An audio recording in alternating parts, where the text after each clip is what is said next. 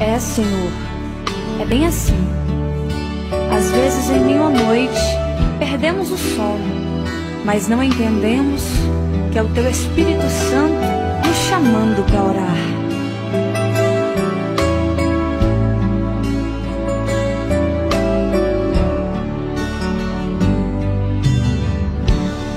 Mais uma vez perdi o sono,